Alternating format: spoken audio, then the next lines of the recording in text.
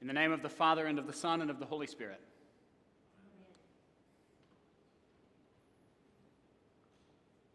Merry Christmas. There are like 8 times more people in the room than there were at 8 o'clock, so that Merry Christmas was resounding. I was standing in the kitchen making biscuits the other day when I began to think this way. It's a shame that Jesus didn't have Facebook or Twitter, because then he could have done some real good in the world. I know that sounds a little facetious, and I guess it is, but here's why that thought occurred to me. It occurred to me because I'm believing more and more that social media is yet one more pathway running along the prevailing cultural direction these days. Our culture seems to be moving us toward thinking that you and I should be universal. It seems more and more that we are feeling the pressure to be globally relevant and therefore to be responsible for the whole world. Think about the language. When you start a social media profile, you start by connecting with people you already know. They become your followers. Then you can begin to invest time in either coming up with pithy sayings or funny memes, or sharing beautiful and inspiring pictures of an ideal life. If you catch enough attention, you grow your circle of followers, you expand your reach. The people who become really good at this aspire to become what are called influencers, people whose persona online actually affects the decisions that others make about what shows to watch, what products to buy. Influencers who do best at that wind up with a global brand. And then it seems that is when you've really made it, when you really impact the world. This would explain why many of us feel the constant tug to share think pieces and items of significance on social media as a way of changing the behavior of those around us. It would explain why some of our fellow citizens spend more time in the comments section of news articles about national politics than they ever would spend trying to connect with their flesh and blood neighbors. It would explain why many of us spend more and more time online, even as we feel more and more despair about our powerlessness to meet the challenges we are finding there. It's because we're trying to alleviate the pressure we feel to be everywhere at once, responsible for everything at once. But this is not a sermon about social media. If it were, we would take a longer look at how social media is just that, a medium, a way of sharing information. We would dig into what Augustine says, of course, about how any instrument that is neutral can be used for good or twisted to corruption. We would consider all of that. But this is not a sermon about social media. This is a sermon about place and time. This is a sermon about place and time because that is the message of the gospel today. And the Word was made flesh, says this beautiful poem that begins John's gospel. The Word was made flesh and dwelt among us. This is not just any poem, though. This, as far as I can tell, is the very core of the Christian faith. The Word was made flesh and dwelt among us. Today in John's gospel, we are faced with the truth that the one person on earth who could have had a truly universal life and a universal ministry, in fact, went precisely the opposite direction. Think about it. Jesus, fully human and yet fully God. Jesus, who was in the beginning with God, all things were made by him, says the King James Version, and without him was not anything made that was made.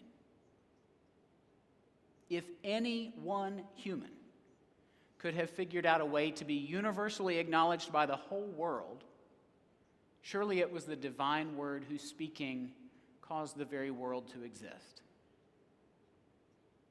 And yet that is not what happened. Jesus was born as a baby, as all the rest of us have been. He was born in a particular place and time, with particular needs, surrounded by particular people. In other words, Jesus was not born universally. He was born particularly. And in God's providence, that particular place and time was not at all, what we might have expected them to be. It would be somewhat understandable if Jesus had been born in a palace or as a prime minister, with at least a chance at exerting some regional influence. But that assumption that Jesus should have come as one with influence, with control, is itself based in what we believe about life. The belief that the incarnation is strange for where it happened is deeply connected to the cultural pressure to believe that our lives are not significant unless they are somehow larger than our own time and our own place. Wendell Berry, in his 1987 Sabbath poems, included a Christmas poem called Remembering That It Happened Once. Remembering that it happened once, we cannot turn away the thought as we go out cold to our barns toward the long night's end, that we ourselves are living in the world it happened in when it first happened. That we ourselves opening a stall, a latch thrown open countless times before, might find them breathing there, foreknown, the child bedded in straw, the mother kneeling over him, the husband standing in belief he can scarcely believe, in light that lights them from no source we see. An April morning's light, the air around them joyful as a choir.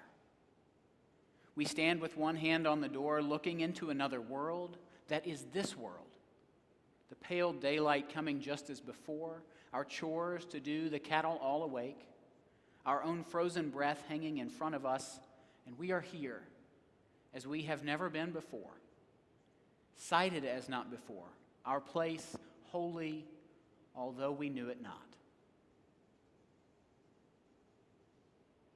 Berry, who is famous as a theologian for his insistence on a theology of place, Berry, who famously stayed in his native Kentucky to read and write and farm when he could have gone numerous other places to be more famous. Berry insists that this poem that the thing about God's presence is that you can look right through it if you're trying to live in a different place than yours, trying to act on a larger stage than yours, trying to be universal. The fact is that it seems the information age is telling us louder and louder the lie that we should be disembodied spirits and brains without hearts. But you and I cannot be universal, and we cannot live apart from our place and our time. If we try to do that, if we're always trying to keep our eye on everything at once, then Berry suggests that we may miss the very presence of God right in front of us. When we go with him to the barn in the poem, it is this stall, this barn, this latch thrown open that shows us the Christ child. It is the very barn and the very stall where Berry has been 1,000 times before, because it is his place where he lives. If we are focusing on other barns, other places, other opportunities, we may well look right through the gift of God among us. I said earlier that I was making biscuits while thinking these thoughts. What I didn't say was I was making biscuits in my grandmother's biscuit pan, passed down from my mother to me. And it's even more special because when that cast iron biscuit pan was made, my grandfather was the chief of the pattern shop at Lodge Manufacturing. So my grandfather may have made the pattern for the mold into which that molten iron was poured to make that pan. I think that's pretty cool. I've been thinking about my grandfather a lot since he died last month. I've been thinking about how he had such significance to the people among whom he lived, and how much significance they had to him. And I've been thinking about his working in that pattern shop. He didn't have an advanced degree, but he was quick with geometry and good with his hands, and he gave loving attention to the work of crafting those patterns. into which were poured skillets and pans and pots that are still being used today. And in turn, he would be the first to say that the family-owned business for which he worked gave loving attention to taking care of their employees and to doing right by the town where they lived. They did that, and he did that, not because they had to, but because of a profound sense of connection to their place. Saints, we cannot make ourselves universal, no matter how hard we try. In fact, I think our faith teaches us today that we should try instead to move in the opposite direction.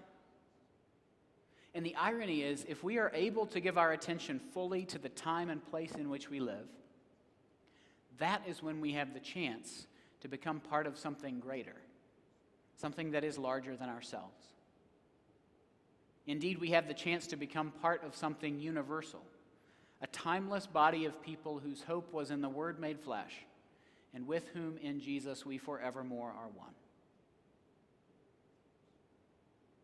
Christians are those who should be able to give our attention to our own time and place, precisely because Jesus sanctified all times and all places by becoming human in first century Nazareth of Galilee. Knowing that frees us to trust in God enough to be fully present in our own place, rather than trying to be responsible for every place at once. I hope you can receive that gift this Christmas, however imperfectly. I hope you can receive the gift of being here as we have never been before, sighted as not before, our place holy though we knew it not. Merry Christmas.